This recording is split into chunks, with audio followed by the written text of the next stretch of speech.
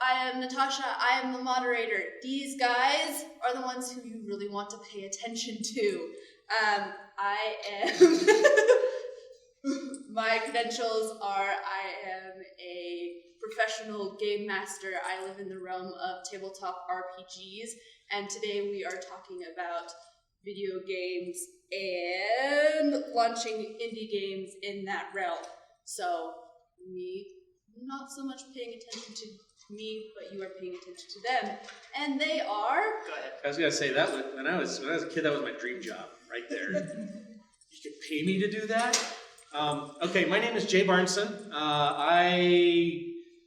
Oh goodness. I started, you know how old I really am. I started in the video games business in 1994, writing launch titles for a platform the industry said was of course going to fail because there was no way that Sony could beat Sega and in the console wars, and so we had launch titles for the PlayStation 1. I worked on a usual, some hits, some flops, some canceled games. I worked on Twisted Metal, Warhawk, Jetmoto, Outwars, worked on Animorphs, if anyone remembers those, the licensed game for that. There was a Tale of Despero movie that came out a few years ago that flopped terribly, and so did our game that was based on it. I worked on indie games, Void War, and the most recent one's getting a little bit old, so a lot of the information you're getting from me might, you know, if it's more than a year old, it's obsolete almost, so I can only talk about basic principles that still hold true. But Frayed Knights, The Skull of Smackdown was a big old computer role-playing game for the PC, released a few years ago. And it was kind of a parody, homage to the old school dungeon crawlers of the 80s and 90s that I love so much. And that's my gaming cred, and I've since become, I started getting involved in writing because I got some awards based on the writing for Frayed Knights, and I said, gee, I don't think the writing's that good. I should learn to write. Let me get a short story published, and then I'll know I can write, and it'll be done. I'll get that out of my system. But tell me about your VR stuff. The VR stuff. Oh, yes. yes, I love VR. I've waited for VR for a long time, and I currently work at a crane, well, we do simulators for all kinds of things. Training simulators, including the great big ones that suspend you over a dome, you know, and our biggest one is like 30 feet diameter dome stuff, and you do cranes and stuff like that, which is really cool because my first company was actually made by some former simulator heads. But anyway, and we've gotten into VR, and so my day job I get to play in virtual reality, and then I go home at night and play in virtual reality or write games in virtual reality, and I'm just like, I'm living the dream now. It's great. So my name is Brennan Smith. I worked in the BYU Games department. My thesis advisor and I, we sort of like put together the BYU Games program pretty much from scratch. I'm the first person to graduate from BYU with a master's in computer science with an emphasis in game design, which was fun. I know, right? It just started being a thing. Yeah, so. When I graduated, there was none of that. I was like, games? I did graduate from BYU. So yeah, my thesis advisor, he wanted to make sure that when animation died and video games replaced it, that the BYU animation program had what it took to go over. And so the BYU is aggressively expanding its games program because they don't want to lose their position. But at any rate, after that, I put myself through graduate school making Minecraft mod packs. My most popular mod pack, Blightfall, had 2 million downloads. After that, I've been working on various small indie games. I haven't managed to get anything but Blightfall published yet, and I'm trying to work my way through that process. So my day job is that I work making virtual reality training simulations for industrial applications. You're the competition then. We are the competition. Interplay Learning. Nice to meet you. But yeah, I do like solar panel installation, HVAC troubleshooting. We're branching into construction equipment. So now we are going to be a competition. We are. I'm sorry about that. But, so yeah, I'm like him but younger. So hopefully I'll be able to grow up into you. I really appreciate I appreciate the trail you're blazing for Bold, us. cunning, and ruthless. Yes. So that's who we are. Very good, very good. So I figured that the best way to split up this panel would be to just split it into sections of the process of launching an indie game. And I'm guessing let's start with funding. Because that's difficult. It's called having a day job. I would agree with that. Yeah. The way that I've done it is just work on it in your spare time. It's really, if you work on it for like 2 hours a day plus another 4 on the weekend, you're up to 14 hours a week, which is like a third of a full-time job. So if you put in the time into it, you can make video games while also having a day job. It just means sacrificing some stuff like playing video games, unfortunately. The biggest thing if you're doing indie games is you have to write the game to your budget.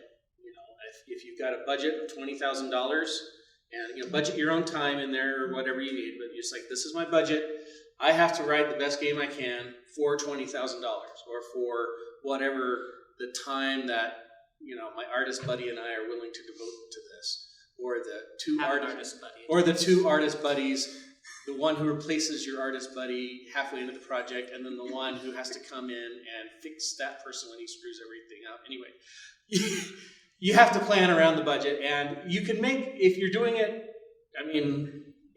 it by yourself in your spare time as a solo coder / artist or whatever, you can get something done for a budget of, don't really think of it as zero because your time is worth something, but you can do it on a shoestring budget.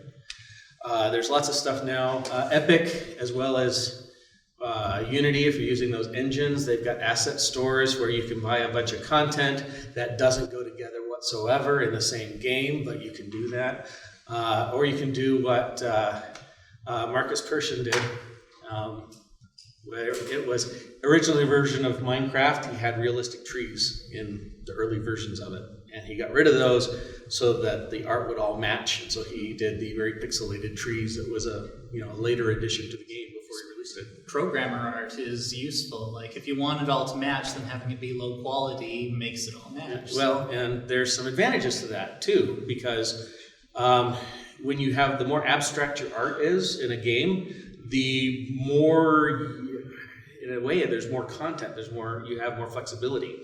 I saw a great example once where it was a game that was originally done as more of a text-based game with some graphics, and they were able to do things like, they say, oh, we want a special ability for the player to have that allows him to, knock over the monsters. And they said, that's great, so it's just, as a programmer, you just add in a state, monster is knocked over in a text game. And they have to get themselves back up, and it's just a nice universal thing. But once you start throwing in realistic 3D graphics, you have to have an animation for every single monster in the game to fall over and get back up again. And suddenly, this little feature that for a simple text-based game or a game with very abstract, simple graphics, you could do in 2 hours, suddenly it's like 4 months and a whole bunch of artist time, and players are still going to complain about it because they clip through walls or whatnot when they fall, and there's all so. And that's how Dwarf Fortress can get amazingly complex, right? Great example right there. Yeah. In terms of less complex stuff, I want to echo what he says. Proper scoping is just amazingly useful. If you don't know how long it's going to take to make your game, then make it like 1/10 the size you think it should be. And if you do know how much time it will take to make your game, make it 1/4 the size you think it should be. Because if you don't have a proper idea of scoping, then you're just going to completely run out of steam and or funding, and or the platform will change out from under you and you'll be obsolete before your release, especially if you're trying to do this along with a day job. Yeah. As far as funding methods, other ways to get funding, which is probably the original. And of course, the popular thing right now is to do the crowdfunding stuff, which unfortunately I can't really speak to because I haven't ever run a crowdfunding campaign. I think we missed it. I think that there was a time at which you could crowdfund without really having something to show for it, but now that crowdfunding is so popular, you need to have your game basically done, and crowdfunding is for like printing and distribution and stuff like that instead of development. So. Well, there's issues with that too, because I don't know, how many of you have participated in crowdfunded campaigns that failed or that actually never delivered, that became vaporware? Okay, so just a couple of you, few of you. You know, that's probably where some of that comes from, because games, well, if you look like books or stuff like that, usually it's like, okay, we're going to get a book out. There's not a whole lot of risk there. Mm-hmm. With games, especially, even if it's someone who kind of knows what they're doing, unless you really know the team and you really trust the team, it's like, you know, you get, you know, I forget which one it was, some podcasters and stuff like that, and vidcasters are like, we're going to put together a game, and we've got all these talented buddies, and we're going to do this in 6 months, and it's going to be better than everything. And it's like, okay, you guys don't have a clue. And, you know, one of the things that I was thinking of is that when you were saying how much time it takes. Mm-hmm. If you put together a proof of concept, I forget who it was. I forget what the actual numbers were, but they said we found that our proof of concept takes approximately 1/6 of the time it takes to produce the entire game. And so it said, so take your time budget, if it needs to be done in 6 months, and then say, okay, then what can we get done in like 2 weeks, you know, to 4 weeks? That's our tech demo. That's what we're building from, because, you know, people forget. There's the old joke. There's 2 jokes I've heard. If you guys haven't heard these, now you have. The one is, you know, the first 90% of your game takes 90% of the time. The last 10% of your game takes the other 90% of the time. And, you know, the 80-20 rule is, you know, kind of the same thing. 80% of the game takes, you know, 20% of the time, and the last 20% always takes. It's amazing. What you think the tech demo, you're like, man, we just need to polish this up and release it. Yeah, you're about 1/5 of the way there. And that's only half your job, which comes to the rest of the questions. Exactly. Let's talk about marketing and promoting then.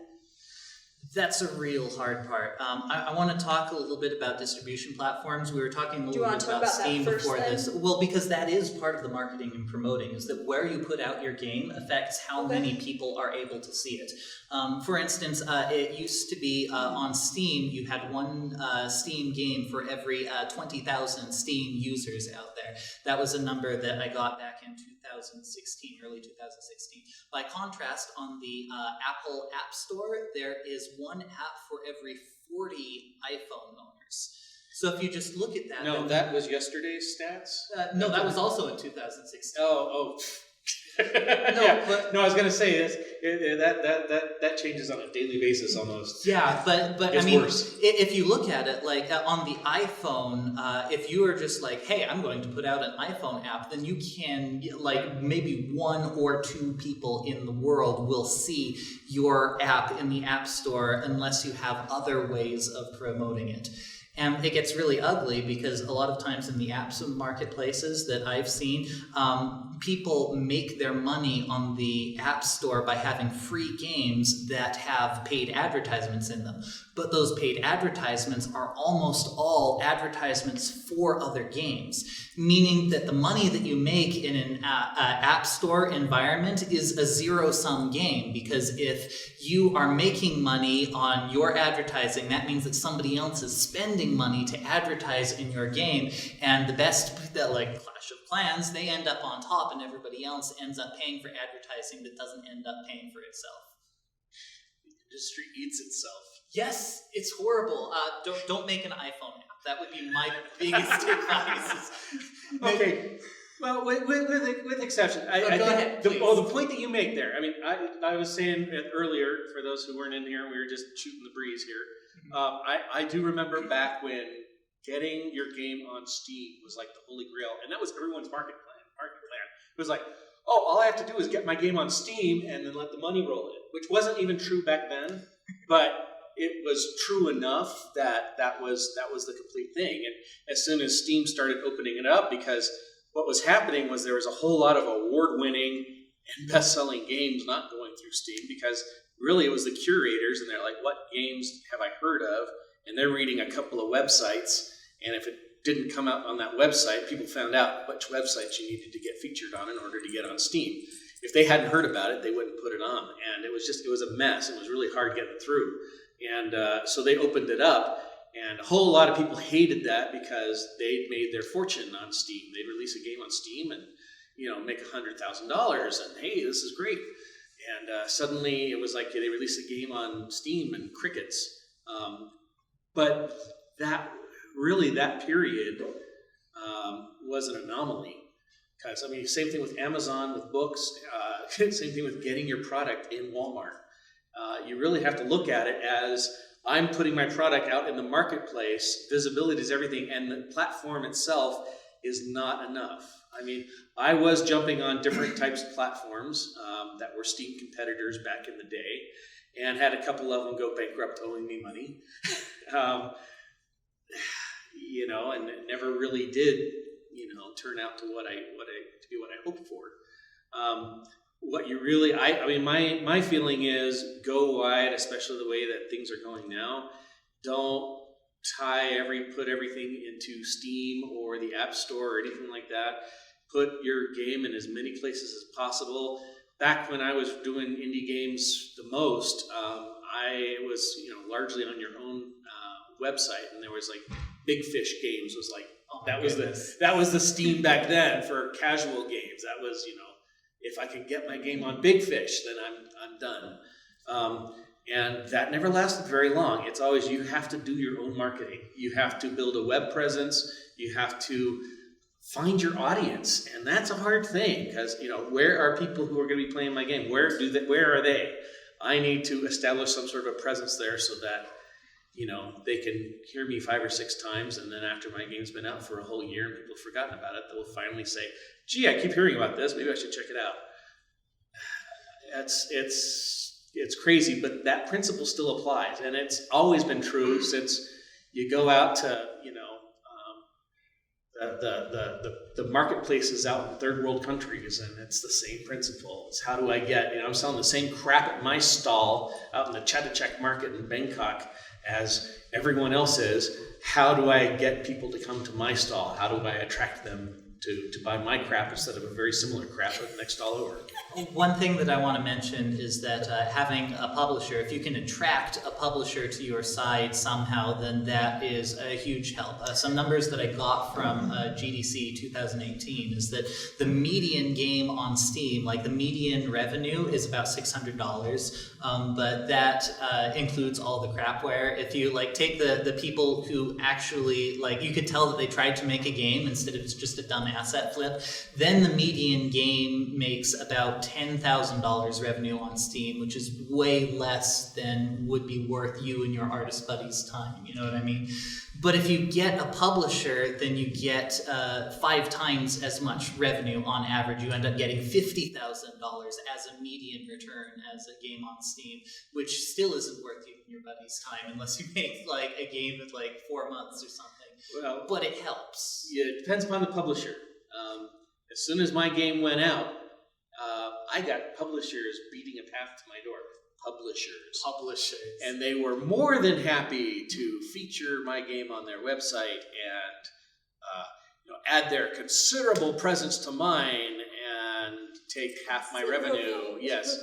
And I'd look at it and I'd find out, okay, who do you represent? And I would say it's same in books too. It's the number of predators out there to actual legitimate ones that would really be helpful to you is that's a very scary ratio. I've heard that the best way to do it is to look through what other games that company has published, and if those are all crappy games, then don't get published by them because they're predatory. But if they're good games, or especially games that you've heard of, then those are the people to look into because they're more likely to be legit. Well, the other thing too is get involved in the indie game communities. Be careful though, because that'll be another sidebar. And talk to them, because if you can find out who those guys are, same thing with writers. Find out who their publisher is, and be good enough friends that when you ask them, okay, what is it like working with them, they will give you a true answer rather than the company line. I'm not going to go too much further into that, but anyway, they'll say, "Oh yeah, my publisher's fine," and then you talk to them privately, and they're like, "Okay, no, don't run, don't walk to the nearest exit." I had a sidebar there that I put on the sidebar, but communities. Be very careful with communities too. A lot of communities have a whole bunch of noobs that are the main ones dispensing advice and shouting down the people who are actually doing this and making money at it and making a living at it, because they're like, oh, everybody knows this, and so they shout down the veterans who you should be listening to, and the veterans finally are like, screw this, they quit, or they form little private communities, invitation only. So be very careful with the knowledge that gets dispensed in these communities, and check out who they are, check out what they've written. If they've got several games out and they've done it a lot, you can probably pay attention. If they're, oh, I'm working on my first game and I've got this publisher or something like that, be very hesitant. So just so you know, don't let me shut you down, okay? Okay. No, because I'm a noob at this. No. I'm just saying, okay, cool. No, you're bringing up some good points. I wanted to make sure that, I want to riff on those. Cool, I'm thank going you. to add a very tiny point to Yes. the community thing, because that's across board. People who are advanced will generally give you gentle advice or ask questions about how you want to do it, rather than saying, this is the way things are done. And so that's a good way to go into like a mentorship relationship with people who actually know what they're doing. I'd say the difference between the honest noobs and the experienced vets is both of them will admit that they don't have a clue sometimes. But no, that's a really good point, actually. So we beaten this one to death. I Marketing. don't- I can't think of anything. There's else. like I haven't released some. The topic could go on all day for the marketing side, and I really don't know what the freak I'm talking about there. I just managed it. I hope to get to that. It's hard. It's really hard. That is like one of the hard. When I I said, think she might have more questions in the process. making. on this subject. So Oh, Yeah, I was gonna say, she's Almost moderating. there. Making the game is only half the job, and it's funny when I first heard that advice from people who knew. I thought it was a third of the job. I was like, oh, what do you mean? My game is done, and I should have known better because I was a veteran of the video games industry. I was an expert. I produced all these games and let other people publish and market them. And then when I finally got into it, I'm like, holy crap, this is hard. There's a lot of work involved, and nothing works. I actually had a marketer for one of them, and he told me, he said, okay, 2 pieces of advice I remember. He said, first off, he says, as far as marketing budget, I can do a lot with a little bit of money. I can't do much with none. And then the other thing he said was, he says, oh, I will do 10 different marketing things, and only 2 are going to have any effect. The problem is I don't know in advance which 2 they are. So, okay, sorry. Do you want to circle back to distributing? Because you guys kind of touched on that, but I mean, now so much of it is like through Steam or like downloadable content. Game but, Jolt, itch.io, the Epic Games Launcher, Good Old Games. There are a lot of different platforms, and you said go wide, so I'm assuming just put yourself on as many of those You could platforms be on as possible. GOG.com as well as Steam and even on itch.io. The problem with going wide is, like I said, I've been on a couple of them. I don't know who remembers Desura. I was on that. They shuttered, went bankrupt, owing me. It was only about $600, but still it hurt.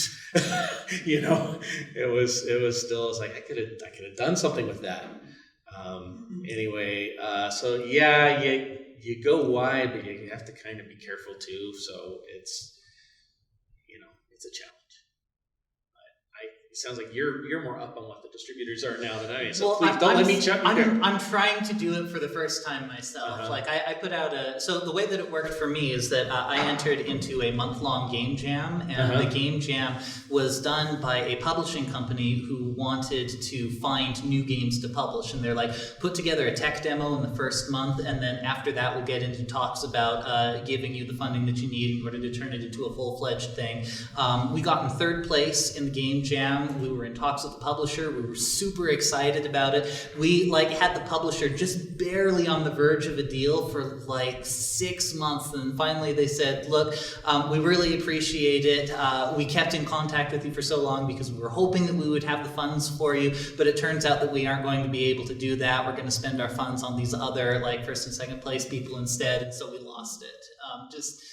And so I'm still trying to navigate that. We came really, really close to getting a publisher, and that would have been awesome. But yeah, when the publisher is offering you money up front, that's usually a better sign. Yeah. Rather than here is this thing that you've already completed at your own expense. We're just going to. Yeah. I mean, we got the $1,600 prize money, which paid for a month and a half worth of artistic talents. Yeah, no, it ain't nothing. Yeah, not what we needed to finish it, though. Luckily, some of the artists were willing to continue working speculatively. Really hope that we're able to make that worth their time. Yeah, and in addition to some of the other ones, Microsoft has an on-again, off-again relationship with having their own platform for actually PC as well as Xbox. At least last time I was talking to them, they were trying to push for both of them. Microsoft, the best way with these big companies, is best way to think of them is they're insane. It's like a person with multiple personality disorders, because basically who you're talking to and how much they love you and everything, they're going to be changed in 3 months anyway. Especially Microsoft, they're going to turn every 5 years. Well, you wonder why Microsoft seems to be super stupid with every other generation of their stuff. It's because they've replaced the old guys, they promoted them, they've replaced them with other people who want to put their mark on things and then basically take everything that works and do something different. And then they bring in another people to clean up their mess, and they basically change everything back to what was working before, and they look like heroes and get promoted, and it's just a cycle like that. Sorry. That's another risk. So I know that you've worked on console development before. I know that there are stores like the Nintendo store and the PlayStation store and stuff like that. When you're talking about going wide, how hard is it to get on those platforms as well? It used to be really hard. Right now, I don't know for sure. Okay. But it was funny because Microsoft was the one with the Xbox 360 that really opened it up for indies. And Sony was the ones that were being buttheads. And we're like, what? Indies for our platform? Don't be silly, And then Microsoft did really good on the 360 with the indie community and had some hit games from the indies come out. Mm-hmm. And so the next generation around, they released the Xbox One and the PlayStation 4. Anyway. Yeah. And Sony suddenly was all welcoming to indies and saying, here, anything you guys want, let's put your indie game on our platform. And Microsoft was the ones that were really buttheads about it for about 9 months until they all got fired.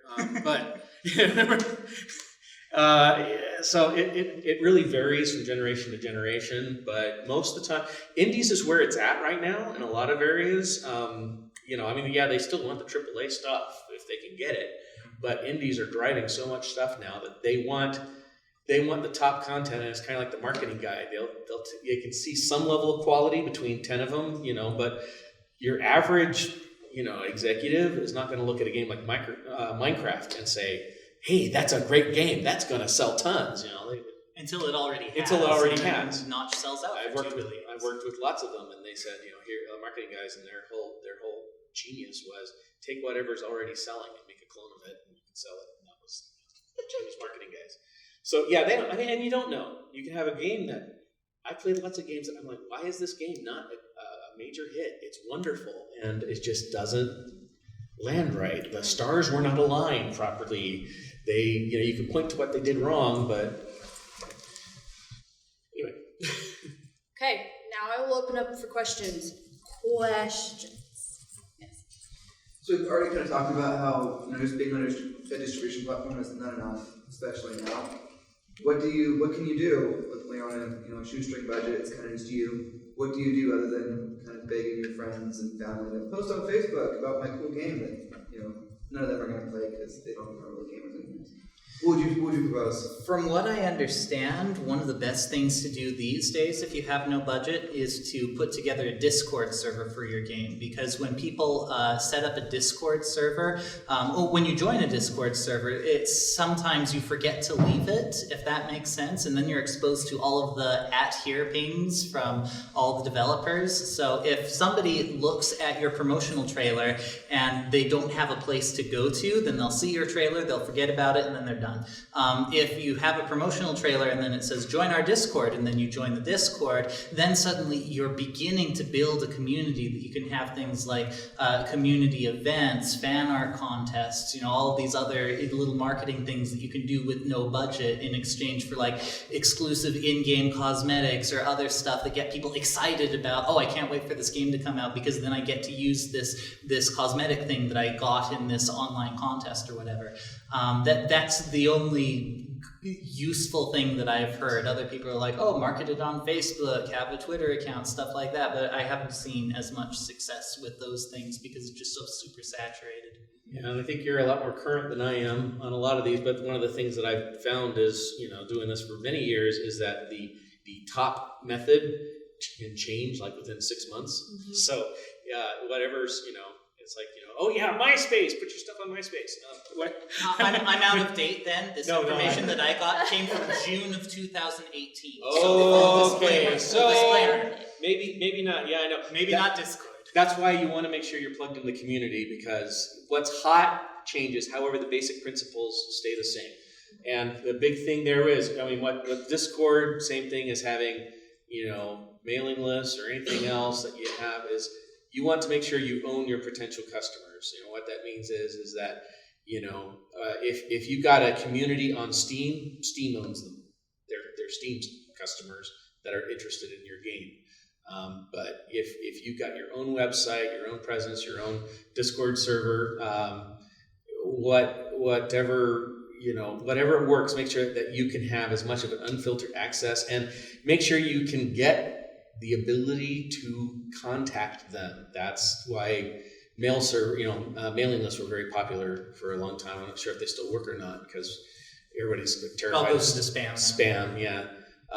But that was the thing, is any way that you can personally contact them and let them know, hey, the game is out, or hey, the expansion is out, or hey, the sequel is out, or here's another game out by us that you might like. Try it. It really is about building a community, and it means a lot of work on your side, because it means that you can't just, build it and they will come. You have to engage your potential customers. And the biggest thing ultimately that still holds true is you want the super fans. If you can find people, I think that's what happened with Minecraft. Minecraft got super popular without any kind of campaign, really. It just found some people who were super fans, and they were going out there and to get them, it's shotgunning. It's like, let's find these people, let's engage with all of them. You have to be out there, put yourself out there, and you get a few of those, and they will be your marketing team. A friend of mine did a role-playing game. She did several. She was able to make a very good living at it for several years until Big Fish Games and some of the others and Steam kind of went downhill. But anyway, actually it was before Steam. Steam didn't like her types of games for a long time. But she did very well, and some of the stuff that she did with that was, like, there was one person who could not afford, they're in other countries or whatever, and, paying, at that time, $20 for a game was just too much. And she said, tell you what, you tell 10 friends about it and email me and let me know that you did it, and I'll send you a copy for free. And stuff like that, which is like, okay, not only did she help someone who couldn't afford the game to play the game, she probably did a lot to turn this person into a super fan, and there's a good chance he didn't stop at 10. Mm-hmm. It's like, that's brilliant. It's like, you be nice to your customers, you treat them well, and it all comes back. That's that's how capitalism is supposed to work. But a lot of it's just thinking outside the box, because the problem is once a cool scheme happens, everyone jumps on it until the point where it's useless. And in today's age, that happens within months. I want to hop on one thing he said. He said you need to be tapped into the community, and I want to mention that there are two communities to be tapped into. The first is a community that is the players, like what are the players using in order to tell each other about the games, but sometimes you can have a lot of research done for you if you're tapped also into the professional community, and for that I would recommend looking through all of the GDC talks that you can find available for free online. A lot of them are locked in the GDC vault, but there's a lot of good stuff about how modern people are marketing their games on GDC stuff. Go to gamasutra.com. That too, yeah. That's, I mean, the same parent company, or at least used to be, and they have, and that has a lot of articles by the same people who do the talks, and they do the archive talks. And if you can find stuff that is how to market your game within the past 6 months, then it's going to be more current than what we're giving you. So, I'm going to add a small thing on top of that. Have friends who are bigger fish than you, right? my name is Brennan. That, right? Go to use conferences like this. He's going to be bigger than I am in like a year, so this Wow. is good. This is really good. While you're itty bitty, small fries, or whatever stage you're at, right? Start making friends now before you have a game to push, right? 2 years out, right? Think ahead. Think far, far ahead. Start making friends before it benefits you, right? And really actually have a friendship with those people. That's Come to LTUE. yes. Come for years. Come for years before it's beneficial. Questions? Yes. C# Unity. These days, C# Unity also, but I have done it. C++ was my bag, and for a long time, and I used several engines. We had a tough choice between the Epic Unreal Engine and Unity, and there are pros and cons to both. And But if you're not using a platform of some sort, then you're shooting yourself in the foot, because these days you can't be agile enough if you're coding your engine from scratch in C++ in order to be an indie game developer. People who make their own engines, those are the AAA studios. We don't have the bandwidth for that at the time. well, it's so complicated now. When I started, that was what you did, and it was really simple because you're just putting pixels on a screen. There was no 3D acceleration. You didn't have to worry about supporting 500 different brands of everything, and plus being able to port to all these consoles, and the engines are really the way to go. I really like Unity. It's not like necessarily a beginner's platform.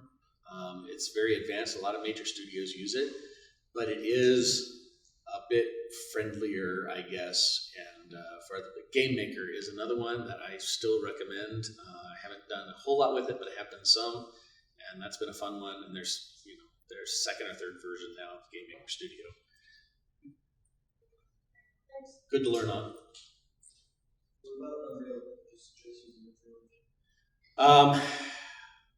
Unreal is, and these, they're all constantly in development, so what is true of this version might not be true of the next version. Unreal has a bigger learning curve before you can do cooler things with it. Unity, you could actually just be an artist and have very little scripting, and you could start getting something together on screen that looks pretty in no time. Unreal, the benefits of Unreal is it's a lot harder to work with, but they have built in a lot higher level, or not higher level, but higher quality stuff is baked in. So it's, once you get to a certain point, it's easier to get a quality of graphics if you have a really Sierra Hotel team.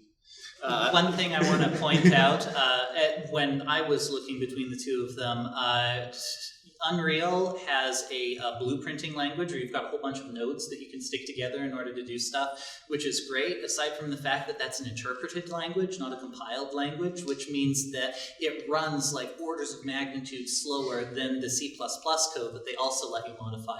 Whereas Unity, all the stuff that you do in C# when you export the project, that's compiled into native bytecode, which makes it so that it runs way faster than Unreal's blueprint system. So if you're looking for performance, then... Yeah, I would say if you're looking for top-end performance and you have some really good modelers who do photorealistic type stuff or just really high quality, and you've got some experienced programmers, Unreal is probably your best choice. You can create some incredible stuff. It might take you 6 months before you get there, but once you get there, it's a lot easier to take advantage of the higher end stuff. Unity, you can do almost the same quality of graphics in Unity that you can in Unreal, but once you get past a certain point, you're going to have to write a whole lot of custom code to get there. So it really depends on what you need.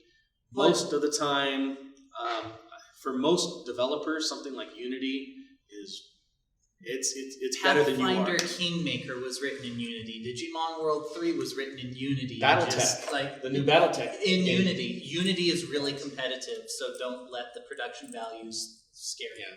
Yeah. I've used both of them. Sorry, I was curious as to which yours. Yeah. If you don't have a whole lot of time on your hands, I'd probably suggest Unity to get up and running faster. But do your research. If you've got a team, especially if you've already got an experienced team, do your own research because it changes from year to year. Unity, I think, still is the best for doing for mobile stuff. They design a lot more stuff for 2D, but Unreal has been working hard to try and solve that gap. Unreal had the reputation for having higher end graphics. Unity has been working really hard to bridge that gap as well. So.